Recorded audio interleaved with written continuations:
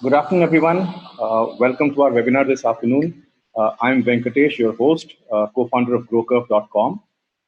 Most of us have been here before, but for others, we're a marketplace for marketing services, HR, digital marketing, social media, content marketing, the whole works, services related to sales and marketing.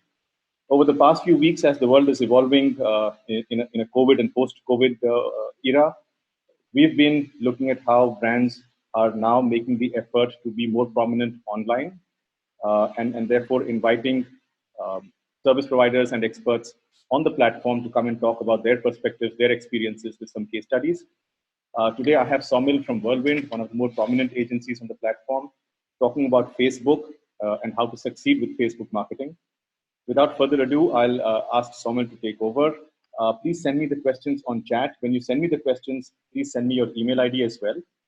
In case we are not able to respond to the questions in the webinar, we will respond by email to you. Thanks again, everybody. Saumil, I'm just going to make you the host now, and you can start with your screen share.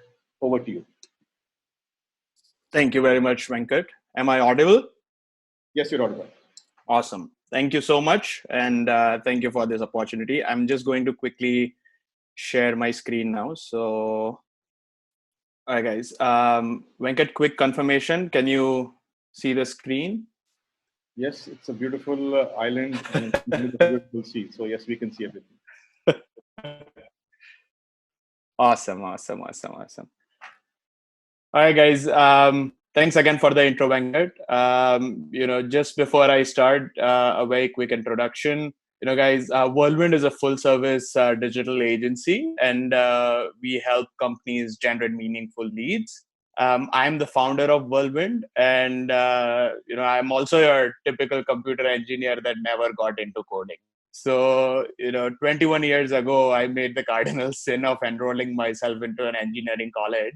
And while today I can laugh about it, one thing that has came out of being a computer engineering student was I got to understand how the internet works during its nascency. So the thing is, a lot of my friends were busy learning to code, and I was more interested in figuring out how someone was sitting at their home and making money on Google.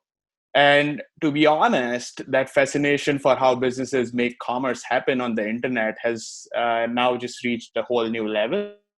That led me to starting Whirlwind in 2007. And over the years, we've had the fortune of working with a lot of companies, 100 plus companies, right from Fortune 500 companies to, bootstrap startups. And it has been an amazing journey. And, when Venkat asked me to do this presentation, my whole point was that how can I share a lot of things that we have learned over the years, over this last 1 decade, and, help you guys, whether you are already running Facebook ads or planning to run, what are the few things that you can take away today that will help you run your ads better? So, I think the first most important thing is to understand that Facebook continues to grow massively in India. And, right now there are close to 35 crore users on Facebook just from within India.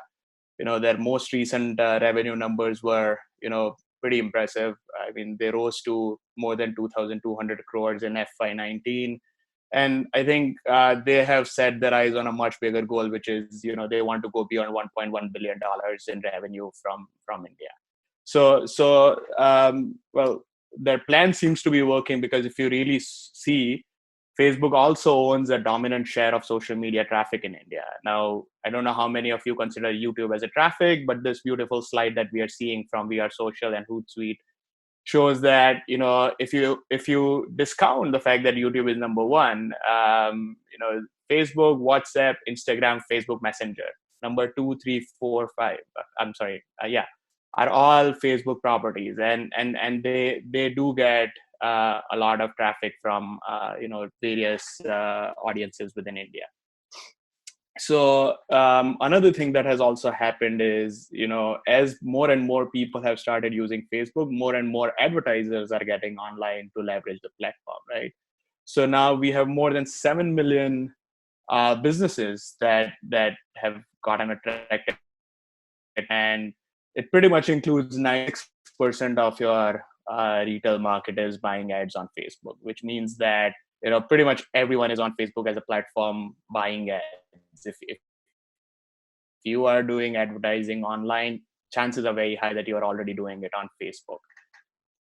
So if another thing that has led to all of this people being on Facebook is also the fact that, a lot of times when you do the things right, you see a very good ROI with Facebook as well, right? So if you see the charts here, 95.8% people reported that Facebook provided, the best ROI.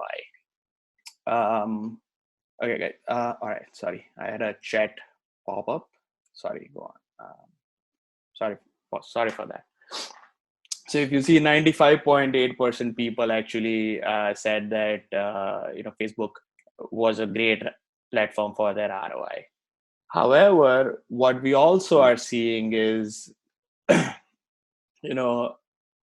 were a few studies that were done, and it was noticed that even with so much good going around with Facebook and so many advertisers being there, a lot of people have reported that it's just not working out for them, right? So a research conducted by Weebly said had at 62% that Facebook paid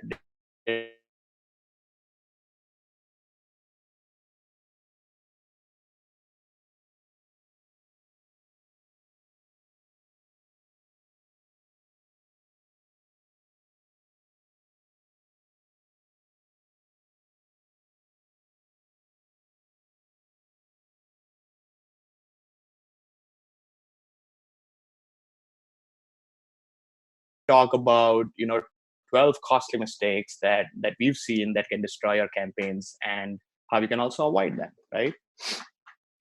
So you know without before we go ahead, I really thought it makes sense to go through this quote. And in the previous slide I mentioned that it takes extreme extraordinary measure to compel people to act.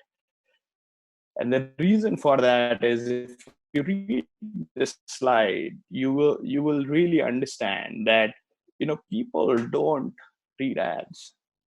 They just read stuff that they're interested in, and sometimes it happens to be ads. And this is a brilliant quote that's by a guy called Howard Gossage. He was also known as the Socrates of San Francisco. One of the guys from the crazy madman era. He was a contemporary to the likes of Ogilvy, Bill Bernbach, and Leo Burnett. It's tragic, though, that he was not as famous, if you ask me. But the real reason I feel this quote is really important is one of the smartest marketing quotes that you can.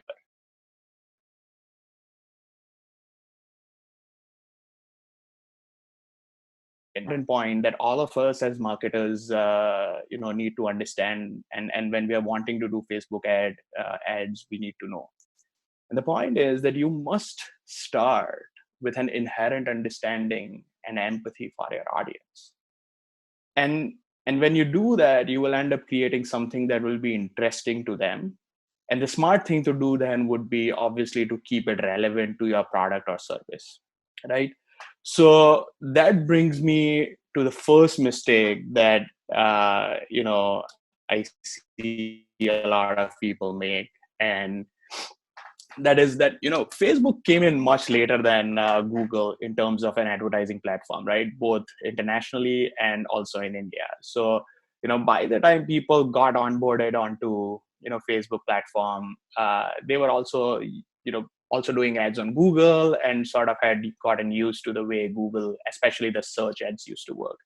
And that's where they make the most or the biggest mistake, I would say. And just not realizing the fact that Facebook is a different beast altogether. You go to unlike Google, Facebook is not the place where people go with a purchase intent, right? So you go to Google, type in a few search terms which are very specific to the things that you're looking for, and you see that ad. And Facebook doesn't work that way. So when you take that same approach to Facebook, it doesn't work. And that's why one of the biggest issues is nothing to do actually with Facebook, but everything to do with the strategy with which you approach Facebook, right? And just because you start running ads for a product doesn't mean that prospects are willing to, waiting to lap it up, right? So, while you know that there is a need for what you are offering, your prospect doesn't see the need for your product just yet. And because of that, we have to accept the fact that we can't create demand or desire, right? And we can only leverage the existing desires our prospects have. So, this whole thing about demand gen, and it's a big term in the marketing world, especially in the Silicon Valley. And personally, if you ask me, I feel demand cannot be generated. It can only be channelized. And this framework here that we really need to understand is, prospects don't want your products. They want outcomes. And the whole idea for us is to then figure out how to turn their desires for an outcome into the demand for our service or product, right? So how do we do that, right? And how do we take someone with some existing desire and turn them into demand for our products? So the good news is there's a method to that, and for that we have to thank Mr. Eugene Schwartz. So Eugene Schwartz was a brilliant copywriter back in the day, and this is one of my favorite things.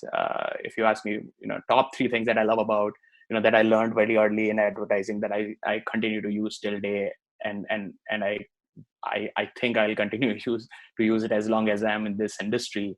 And this is one of the most important things, right? So you really need to understand that all people have multiple stages of awareness. And I don't know how many of you were there in the previous webinars, and some of the other guys who presented, especially the one on content marketing and all of that, brought the whole idea of tofu, mofu, and bofu into play. And this is aligned to that. And hopefully I'm just adding another layer to it. But even if you were not there, right now is the best time to sort of understand that people will go from being unaware to being fully aware. And conversions happen when they are fully aware. So there's someone who is completely unaware that they even have a problem. The next stage is you make them aware that they have a problem, or there's an opportunity that they're not seeing. And then you make them solution aware. And I'll get into more details about this. So if you're missing a beat, that's fine. Once someone is a solution aware, you make them product aware. And once they are product aware, they become fully aware when, they know how to go ahead and transact. And the role of digital marketing for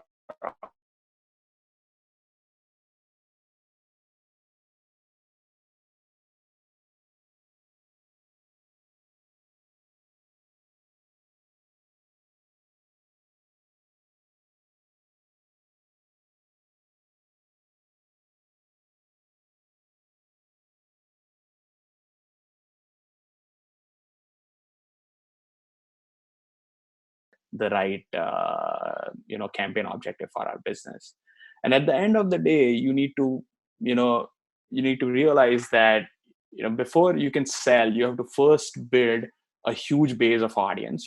Keep that funnel in mind, guys, right? So you have to build a large enough audience of people who you think are going to be the right prospects. And once you have that, you have to leverage your content and Facebook ads to move those prospects ahead, right? Now, while I can understand that this sounds great in theory, the best way to learn about this is to also maybe what I'll do is I'll go through a case study of one of our clients, and that will shed more light on how this entire thing works, right? So before we got started, Venkat had told me that try and see if you can do an e-commerce example, because a lot of people do examples which are information-led products and stuff like that, and he wanted me to do an e-commerce led product, right? So I will do so the next thing that I want to show you is how we help this client of ours with Facebook ads. And so this was a bottle. It was a very simple bottle. It was called the Sands bottle. The lady who invented this bottle did a successful Kickstarter campaign and raised a decent amount of money, and then wanted to go mainstream. So, the beauty about this bottle was a very simple logic, right? So, what she realized in her own challenges was, keeping your smoothies healthy and tasteful is a task, because more often than not, people make their smoothies, much before they actually consume it. So if you need it tomorrow morning, you actually prep it in the evening previous day or at the night, and then just put it in the refrigerator. And what was happening is over a period of time, it was losing its nutrient value as well as its taste. So the simple hack that she sort of came across was she had a vacuum pump at the top, and you put in your smoothie and you pump out all the air so that it doesn't lead to any oxidization, which then helps prevent the nutrient value and the taste in the smoothie. So simple enough, but a good product that she launched. Now, the challenge when we first got promoting this product is that we realized that overall the audience for the smoothie market was not that big, especially the ones that were converting directly on our ads. And we felt the need that we will need to, if we need to scale this campaign up, then we'll need to make sure that we have other audiences that we can bring into the fore as well. So what we learned was, so we got back to the client, we started discussing with her, and one of the most important things that came out of that discussion was, everyone who was right now buying her bottle was someone who, at least 90% of them were someone was into healthy lifestyle, and that makes sense, right? So a a different tangent to that was the fact that anyone who was living a healthy lifestyle also had a separate interest, which was to do with some method in which they were staying healthy, right? So what we realized was we started creating a lot of silos of how people choose to stay healthy, right? So you have people who do running, you have people who do yoga, you have people who go to the gym, you have people who do HIIT training, you have people who do CrossFit training and stuff like that. And the idea then we latched upon was the fact that, right, let's start going after all these audiences, because that will allow us to scale our campaign to, because once you scale it up to the level where you are going after multiple segments of yoga, bodybuilding, CrossFit, etc., you have like an endless pool of inventory in terms of Facebook traffic, right? So that's what we did. And the next set of ads that we did for them were nothing to do with that product, but everything to do with what people actually cared for, right? So I'm going to show you one of the silos that we did, and this is the CrossFit silo. So if you see, the first thing that we did was we launched an ad that was just about CrossFit food guide. What are the sort of foods that people who do CrossFit should consume, and and this was also hosted on her website and her blog. Now, not just that, what we also did was people who started visiting this blog post, we started to remarket to those people with more value, right? So we wanted to give them something that we call the CrossFitters Fit Food Hacks bundle, which had like a list of things that CrossFitters should buy that would help them with their training, as well as some. So if you see on your right, we had a lot of things which were recipes for CrossFitters. And the way we started seeding the thought of smoothie was that within the recipe booklet, we also had a recipe for smoothie. So what you want to do very subtly is, while you don't absolutely go ahead and talk about your product when you're reaching out a cold audience, is start seeding micro thoughts into their head. And that's how we did it, right? So we appealed to the core interest that they had, but still seeded the thought of a smoothie. Again, we are still not talking about the product, right? So the next thing that we did was we sort of, once we started building this database of people, because they start giving us their email addresses to, get the food hack bundle that we had made for them. So once we got that, we launched an email marketing campaign as well as remarketing ads on Facebook, and that led to a bigger amount of traction. So what we started giving them was more content that specifically focused on getting them to start thinking more about making smoothies as a regular part of their lives. This was, again, very clearly aligned to their wants. So, we were answering questions like, which smoothie should I drink for pre-workout? Which smoothie should I drink post-workout? What should I drink to build muscle? What should I drink for better metabolism? What should I drink for weight loss, for losing belly fat, for boosting immunity, even anti-aging, detox, skincare? You talk about it. So we had like 15 smoothie recipes that we put together that answered these questions for these people. And, we really got them involved with that piece of content. And now the next big problem that we wanted to solve was, essentially showcase them the fact that, it's important that your smoothies stay fresh. And that's where this video that the client already had, helped us, because that video was something that showed that, if you have, let me play that again for you in case you missed it. If you have, two, bottles, one with, the one is the Sans bottle, which has the air pumped out, and the other one without it, then things go bad much faster. So that made a good point that we were trying to drive home. And then we consistently engaged the audience with, content like, why is it important to use this bottle and how it helps preserve smoothies, etc., etc.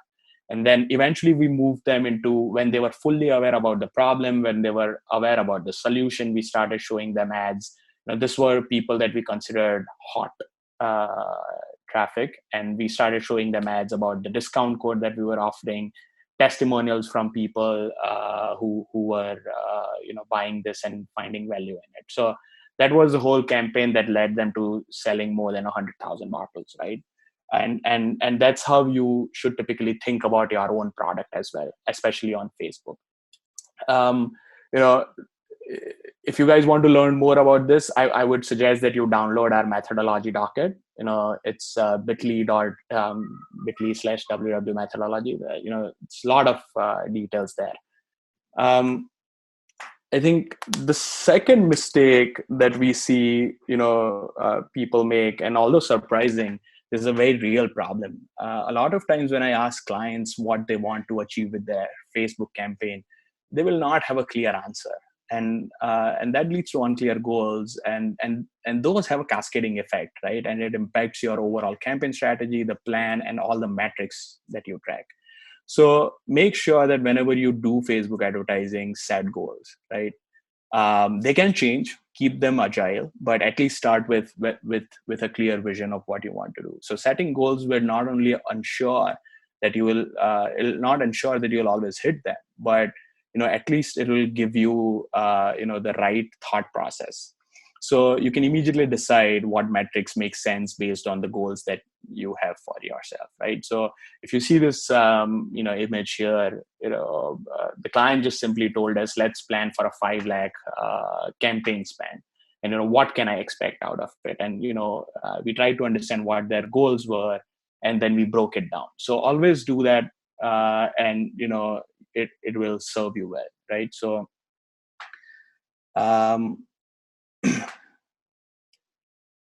the next big mistake, and this is a big one, right, is not getting your audience right. And Facebook is all about audiences. So no matter how good you are with your creatives, your copy, design, whatever, if you don't select the right audience, then there won't be many results. So let's start out by understanding, what are some common audience targeting problems that people run into, right? As previously seen in mistake number 1, this is a huge one. So a lot of people, when they get onto Facebook initially, they focus on the fact that, how am I going to drive sales? How am I going to get people to buy immediately? And, all their ads and creatives are focused around getting people to buy. So, they don't think about, if you were to go back to the first example that I took, they don't think about, doing ads to a CrossFitter's book, which talks not about the product, but everything to do with what the audience wants. They want to sell their smoothie bottle immediately, and that will not work. Even if it brings you results, even if it leads to conversions, I'm pretty sure those conversions will not be optimal in the sense that they will be coming in at a higher cost as opposed to when you run it to a hot traffic, so to speak, right? So to fix this mistake, you have to also think about where people are in your sales funnel, right? And based on that, create different audiences so that you have separate ads reaching out to various segments of your audiences and help them progress in their customer journey. Another problem that I see is a lot of people not knowing about custom audiences and how to use them. And if you were to ask me, creating custom audiences is one of the best ways to win at Facebook advertising. I mean, that it's just brilliant. I think it's even better than what Google allows you to do. Today you can literally take your existing website traffic, even a customer file that you have, anything that you have as data on your files with you, and give it to Facebook and tell them that these are ideal audiences, these are good audiences that I want to go after, right? And Facebook will create an entire audience base out of it that you can go after. So for example, if you had gone to a fair and you had a database of, let's say, 3,000 people that had come to your stall, and you can feed that into Facebook, and Facebook will allow you to now show them ads to move them further in their journey, right? So not leveraging custom audiences is a huge mistake, and you should not be doing that. The next thing is, let's also quickly understand the various Facebook audience types. And number one, as I said, is custom audiences. The next is lookalike audiences. And this is, if you don't know custom audiences, then this is definitely something that you won't know, but this is even more powerful. So, what Facebook has the ability to do is it has got like multiple data points on all of us, right? So it can take the custom audiences that you feed to Facebook, and then it'll create a lookalike audience based on that. So if you tell that these are people who are all my customers, Facebook can then match their attributes to everyone that they have on their database, and then tell you that here's another lookalike audience that we feel is just like how your customers are, and they will convert very well for your ads, right?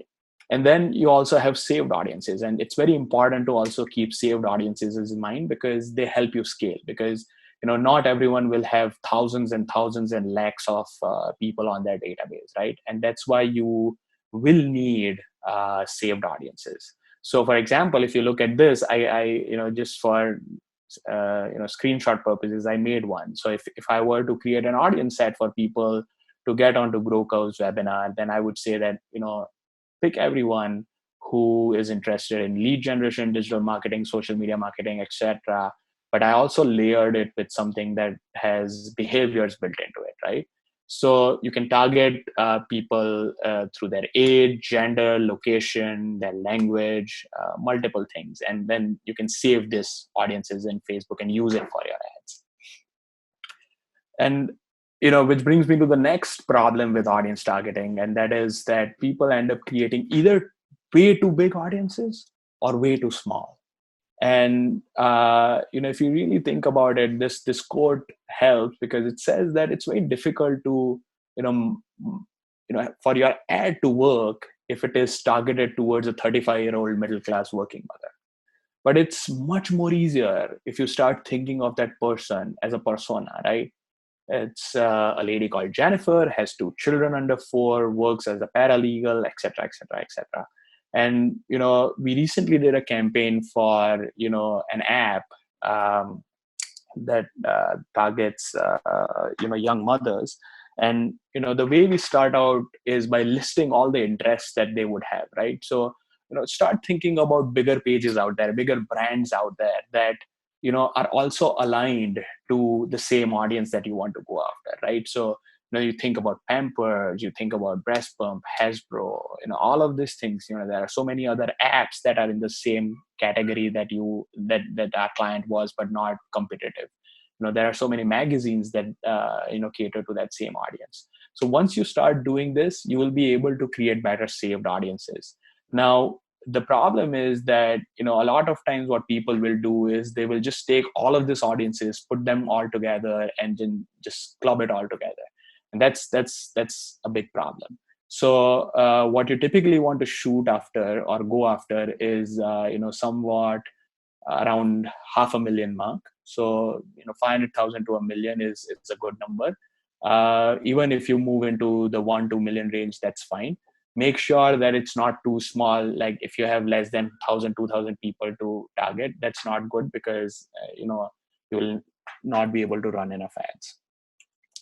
The last thing that I see as a problem within audiences is people not excluding people who've already converted, and this is a common mistake. Even a lot of people who have run ads previously on Facebook also end up doing.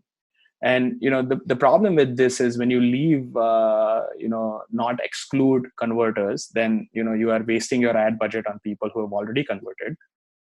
Your ads might be no longer relevant to them, and it could also mean that the person keeps seeing the same ad even after making a purchase or becoming a lead, and that will probably annoy them. So you don't want to make that mistake. The fourth big mistake that I see is people getting the Facebook campaign objective absolutely wrong. And the wrong selection here can mean a lot of wasted money, because you either lose money on bad placement, bad optimization, or just bad targeting. So for example, a lot of times people choose to optimize for lead generation, which happens on a Facebook form within Facebook, when what they really want is more conversions on their website, right? So they should have ideally selected conversion as a goal. At times I see people select brand awareness as a goal, when what they really want is more traffic to their blog post, right? So make sure that you choose the right objective in this, and trust Facebook's algorithm to do the right thing for you. So in this above example, if you see in this is that there was an ad created with the exact same details, same budget, same creative, same copy, same image, everything was same. The only thing that was different and was being tested out was the various campaign objectives. So if you pick engagement as a campaign objective, you get more likes, you get more shares. If you pick CPM as your objective, reach as your objective, you get the lowest CPM, right? If you pick conversion as your optimization objective, then you get the most leads. And if you take link clicks as your objective, or traffic as your objective, then you get the lowest CPCs. So trust Facebook to do the right thing. Keep what you want in mind, and just make that selection. Let Facebook get you the right traffic. The next issue that I see is something which is not very common, but when it occurs, it causes a lot of frustration. And that is, slow or no campaign takeoff. So, people work very hard sometimes to set up their campaign, and for multiple reasons, their campaign just wouldn't deliver ads. And if you come across this sort of a scenario, then there are a few things that you can check. And one is your ads have been probably disapproved. Very common. Facebook would send you an email, make sure you reply to it, and fix everything that needs fixing. Another thing that I've seen is low relevance of ads. You've not targeted the audience right. At times, over enthusiastic people who have read a lot about Facebook, and they will go out and create a lot of ad sets. They will create 15 different types of things that they want to test out, but will have probably a budget of less than 500 rupees a day. And ads won't deliver because there's not enough budget to serve all ad sets. Your audiences are overlapping. Your ads probably are not good enough. Especially the images used in the ads are not attracting the right audience. And obviously, one more is this is a common thing that I've seen, using wrong bidding options. And at times people act cute and tell people to tell Facebook not to bid beyond a certain number. And what it ends up is, so Facebook is telling them bid 15 rupees. They will say that no, bid 5, and you will not get traffic. So don't make that mistake. The next mistake is shortchanging Facebook by not allowing them enough time for the learning phase, right? And what happens is, a lot of times this happens because of people want instant gratification, right? So you launch a campaign, and people expect that the new campaign will deliver amazing results in the few hours it's gone live, right?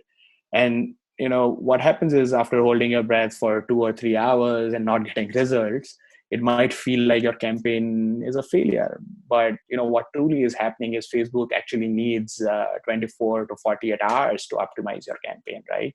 And you're better off waiting for about 48 hours before you make any major changes to your campaign. So when you launch something, just make sure that you have enough traffic rolling in, and then don't make a lot of changes. Let it run for 48 hours, and then this is what Facebook actually calls as their learning phase. And that's when they will realize that what is converting well for your ads, and they will start doing more of it. So even if you have your audience targeting set at 30 years to 50 years, if Facebook is realizing that after running your ads for 48 hours, they're realizing that most people who are converting are actually between 40 and 44, you don't really need to make a lot of changes. Facebook will self-optimize to serve that ad more to that audience set, so that you get better conversions. So give it the time it needs, and don't make changes too often, especially when you get started. The next thing is disregarding Facebook ads frequency, and that also means your audience, because what essentially Facebook ad frequency means is how often are people seeing your ads, right? So beyond a certain measure, what happens is that if people start seeing your ads a lot of times, then it'll cause either banner blindness, or you will just plain irritate people, right? And you don't want to do that. So keep an eye on your Facebook ad frequency, and the easy way to fix it is find the right balance between your budget and your campaign audience size, right? If your budget is very big and your audience size is too small, that's not right. You need to fix that.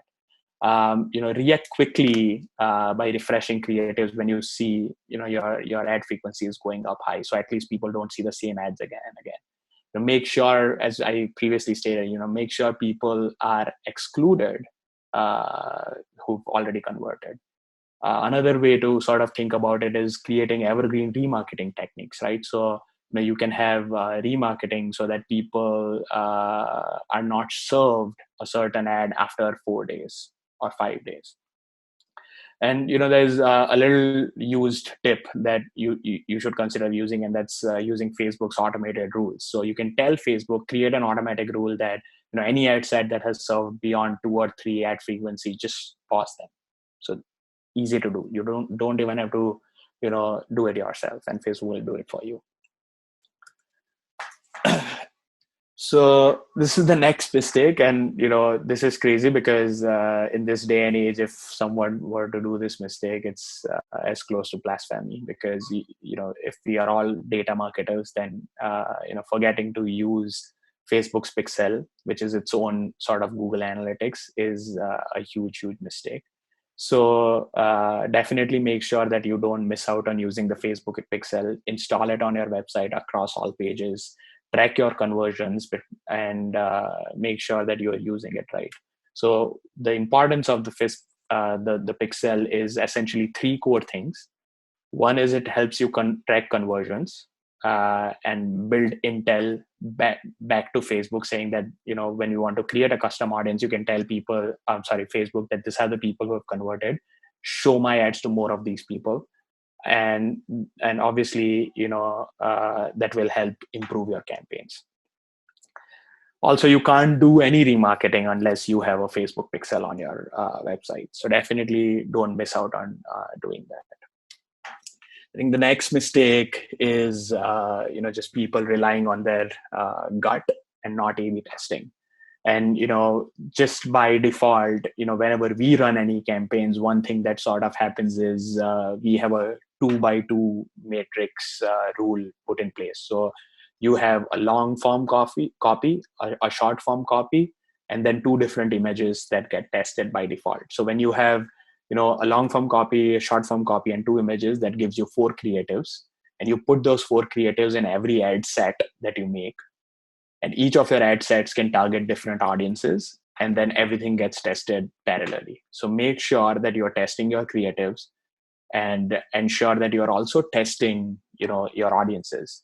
Facebook also has its own inherent split testing feature that you can leverage, and here are the things that you should ideally be testing. So test for image. This makes a huge image has a huge play on the way your ads behave.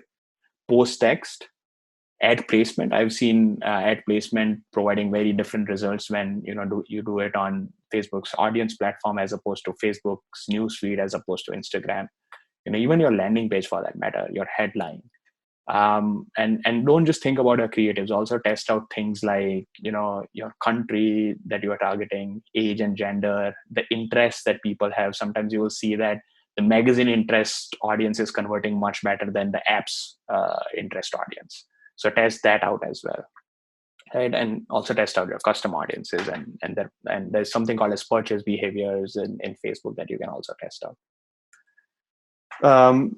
The next mistake that I see is testing too many things, right? So on the other end of the spectrum, so from not testing at all to testing too many things, and and one of the biggest things that I see is multiple interests just clubbed into a single Facebook ad set. So this is a grave mistake, because this will cost you far more in ad spend than you would otherwise do.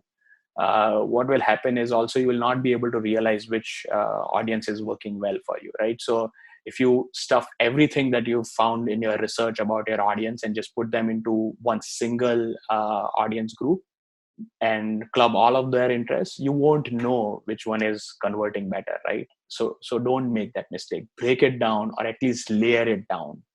So Facebook has a feature where you can narrow your audiences and exclude audiences. Use that. The next obvious thing is to do with creatives, and there are essentially 3 core things that I've seen. The first is too much text on your image. So Facebook has a very simple tool. You can literally upload your image. So if you see, I've uploaded 3 different images here for various client campaigns, and if you see the first image, it says that because of the amount of text on it, it has not provided a green check, which means that the reach of this ad will be restricted by Facebook, right? And you want to essentially vouch for that green tick mark. So keep your ad text on the image to levels less than 20%, and you will be fine. Another thing is neglecting to refresh creatives. Again, bring in and keep an eye on your ad frequency. Change your creatives. Not doing video ads, only static creatives. A lot of times people think that, I can't create videos. There are so many softwares out there now which can allow you to make very simple videos. So take a few images, club them together, and put captions on it, and you will have a video. But use that, because video ads work the best on Facebook as a platform, right? The last one that I see people do is getting just lazy with their ad management and leaving their ads unattended. And what happens is a lot of marketers, when they do the hard work of setting up a campaign perfectly, and the campaign runs very well when it starts, they get complacent and stop looking at it. This is a big mistake. There have been studies which have showcased the fact that the cost of conversions have increased up to 1,000 percentage, going up 10x in value after people stopped optimizing their campaigns. So make sure that you regularly go in and check on your ads, and keep ensuring that they stay healthy. a few things that you can monitor regularly to make sure that your Facebook ads are delivering results is one, as I said, keep a check on ad frequency. Make sure it doesn't go too high because it will start costing you more money. Keep a check on the number of conversions, the number of leads that the ad was driving. Is it still converting well? Is the conversion rate still strong?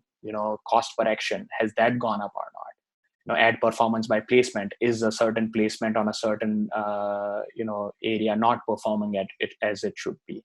Facebook had something called as relevance score that has now gotten split up into ad quality, engagement rate, and conversion rate. And you will see this when you do Facebook ads, and you should keep an eye on these metrics as well. So, I will add in a baker's dozen, the last set of mistakes that I see. And those are, one, not testing the 24/7 ad delivery. Facebook by default wants to use up all the inventory it has. And, if you don't sort of tell Facebook explicitly, it'll keep running your ads across the board. So they show you in reports that when your ads are giving you the most results. So if you see that, when people are sleeping, nothing is happening, stop using stop showing your ads during that time, right? See when ads are converting and providing the best results, and focus on those times to run your ads. A lot of times I see people don't understand ad placements, and it's a huge problem because placements will by default if you don't choose your placements, then Facebook will just put to eat up their own inventory. They will showcase your ads across their entire network. That means ads being put on their audience network, which sometimes doesn't convert as well as their feed, right? And the last thing is the post experience. If you do everything right with your Facebook ads and start driving a lot of traffic, but don't care about the user the moment they leave Facebook as a platform, you will pay a massive price for that. So make sure that your landing page experience is good. Make sure your websites are loading fast. Make sure the ad messaging that you have on the Facebook ad is in tandem with the landing page messaging that you are giving away. So to quickly summarize, what I would suggest to run a successful Facebook ad campaign is first of all, just break down your entire ad campaign in tandem with your customer's journey. Very, very important. Make sure that you are taking them from the unaware stage to becoming a prospect to becoming a customer. And this is important when it comes to scaling, right? If you treat your account as bottom of the funnel only, you will struggle massively to scale. And that's why you need to constantly be thinking about where the top of the funnel traffic is coming from, how am I warming that audience, and then helping them convert. To be very clear about your advertising goals before you spend any substantial money with Facebook. Always know your numbers. Keep a tab on your conversion rate, cost per acquisition, customer lifetime value, etc. 3, just ensure that you target properly. Your proper audience sets are being targeted at each step of the buying cycle. So if you have someone who is close to getting converted, show them ads about testimonials and all of that, as opposed to someone who's cold traffic that you are purely targeting through interest. Get them interested in what you have to offer, right? So be very clear about that.